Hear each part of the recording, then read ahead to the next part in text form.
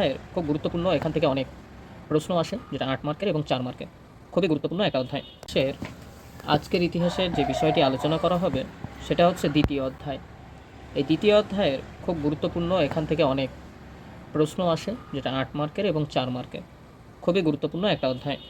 আজকে আলোচনা করব যে সংস্কার, বৈশিষ্ট্য ও পর্যালোচনা দ্বিতীয় অধ্যায়ের কিছু গুরুত্বপূর্ণ প্রশ্ন। প্রথমে আসি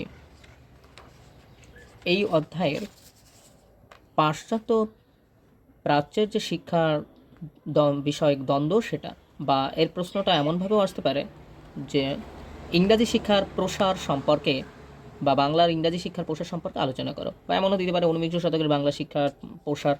এখানে পর্যায়ক্রমে একের পর এক আছে প্রথম দেশের প্রচলিত শিক্ষা ব্যবস্থা, সেখানে প্রাচ্যবাদ, পরপর তারপর আছে পাশ্চাত্যবাদী একটা গোষ্ঠী, তাদের একটা অভিমত, এবং শেষমেশ আছে মেকলের মিনিট। খুবই গুরুত্বপূর্ণ প্রশ্ন। এইবার যেটা বিষয়টা আসি অন্য একটা প্রশ্নে, সেটা হচ্ছে ভারতবর্ষের সংস্কার আন্দোলনে বা বলতে পারো 19 শতকের সূচনায় যে ভারতে নবজাগরণ হয়েছিল, সেখানে রাজা রামমোহন রায়ের অবদান। খুবই গুরুত্বপূর্ণ প্রশ্ন এটা। বা বলতে পারো সতীদাহ প্রথা সংস্কার বা সমাজ সংস্কারের সম্পর্কে রাজা রামমোহন রায়ের অবদান সম্পর্কে লেখ। এবার আসি যে প্রশ্ন খুবই আলোচ্য বিষয় এবারের, সেটা হচ্ছে বাংলার সমাজ ব্যবস্থায় ব্রহ্ম সমাজের কতটা অবদান রেখেছিল। বা ব্রহ্ম সমাজ বলতে এখানে লিখতেই হবে রাজা রামমোহন রায়ের চরিত্র সম্পর্কে, সেই সঙ্গে সঙ্গে দেবেন্দ্রনাথ ঠাকুর এবং কেশবচন্দ্র সেনকে উল্লেখ করতেই হবে। এই প্রশ্নটাও খুবই গুরুত্বপূর্ণ, আসার মতো।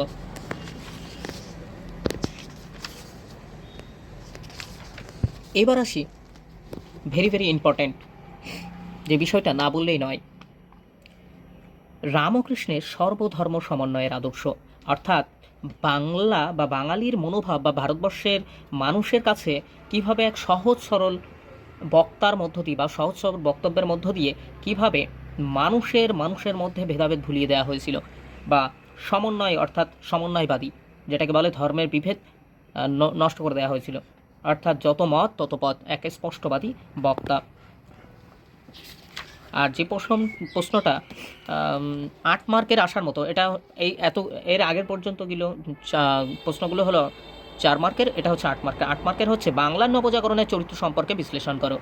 খুবই গুরুত্বপূর্ণ, ভিভিআই খুবই গুরুত্বপূর্ণ প্রশ্ন। মাধ্যমিকের ইতিহাসে ভয় আর নয়, চলে এসেছে 100% সাজেশান। মাধ্যমিকের এবার ইতিহাসের আসার মতো সম্ভাব্য যে প্রশ্নগুলো, প্রথম অধ্যায়ে আছে খাদ্যের ইতিহাস। প্রশ্নটা খুব গুরুত্বপূর্ণ, এবার আসতে চলেছে। সেই সঙ্গে সঙ্গে এটা 4 মার্কের আরও প্রশ্নের মধ্যে যেটা পড়ছে, সেটা হচ্ছে সামরিক ইতিহাস।